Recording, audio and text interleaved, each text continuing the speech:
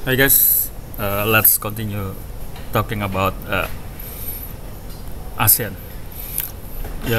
Ini perbincangan yang menarik karena topik ini adalah topik yang sangat dekat dalam kehidupan politik luar negeri Indonesia. Dan Indonesia atau kita adalah pendiri ASEAN sekaligus headquartersnya atau sekretariatnya ada di Jakarta. Jadi mari kita eksplorasi ASEAN dengan sebanyak-banyaknya.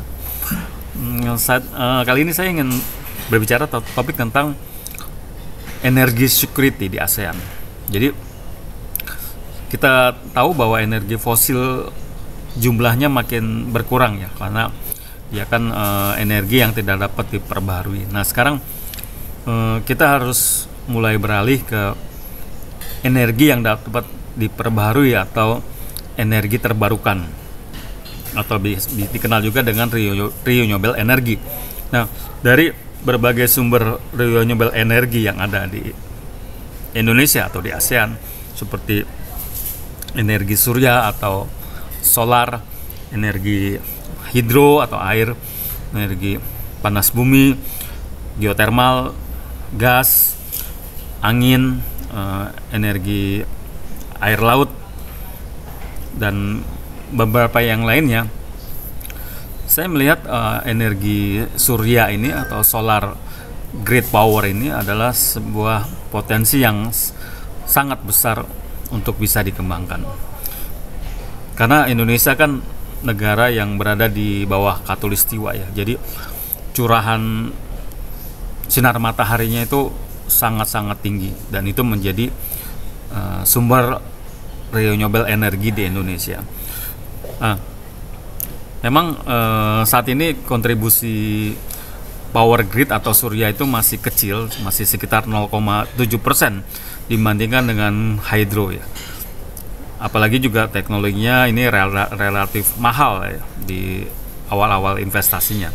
Tapi ini menjadi sebuah pengembangan yang menarik untuk dikaji lebih lanjut dalam memenuhi kebutuhan energi di masa mendatang. Nah, ada sebuah model yang menarik yang ingin saya sampaikan dalam hal pengembangan energi surya di Indonesia, bahkan mungkin bisa diterapkan di kawasan Asia Tenggara, yaitu pengembangan energi surya berbasis komunitas.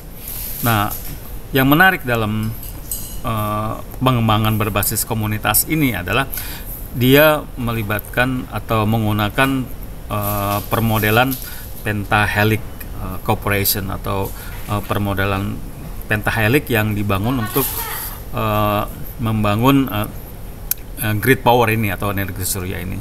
Jadi ada 5 pemain di dalam permodelan ini, yaitu ada user, ada government atau pemerintah, ada akademisi, terus ada supplier atau vendor, dan terakhir ada media yang menyebarluaskan permodelan ini. Jadi membangun power grid dengan berbasis komunitas ini adalah untuk menjaga keberlangsungan dari energi surya tersebut di masa mendatang, karena kebanyakan kan ini teknologi yang cukup mahal dan investasinya cukup mahal di awal-awal, sehingga memerlukan keberlanjutan atau sustainable di masa mendatang.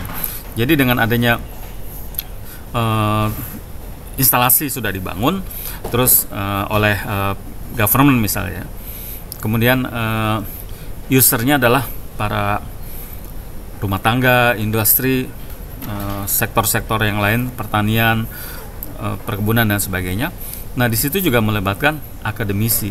Akademisi di sini bisa perguruan tinggi sebagai resources dalam mendevelop teknologi energi surya, maupun siswa SMK atau STM yang mereka menjadikan energi surya ini sebagai tempat untuk belajar atau teaching industry, sehingga maintenance, pengembangan dan sebagainya itu dapat dilakukan oleh perguruan tinggi maupun siswa SMK gitu ya. Nah, terus vendor itu berfungsi sebagai penyuplai dari material energi surya tersebut, dan media itu bertugas untuk menyebarkan hasil dari pengembangan yang ada di daerah yang sudah mengimplementasikan. Jadi setelah model pentahelix dibangun, itu model ini dapat dikembangkan dan direplikasi atau ditiru di daerah lain dengan menyesuaikan kondisi yang ada atau menyesuaikan dengan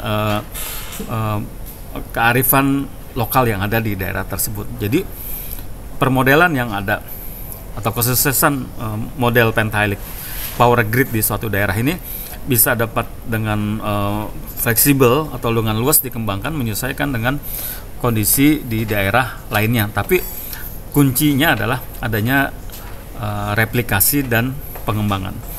Jadi itulah kunci dari pengembangan power grid energi surya baik di Indonesia maupun di ASEAN dalam rangka memenuhi kebutuhan energi bersih di masa mendatang, serta mengurangi pemakaian energi fosil yang menghasilkan emisi gas rumah kaca.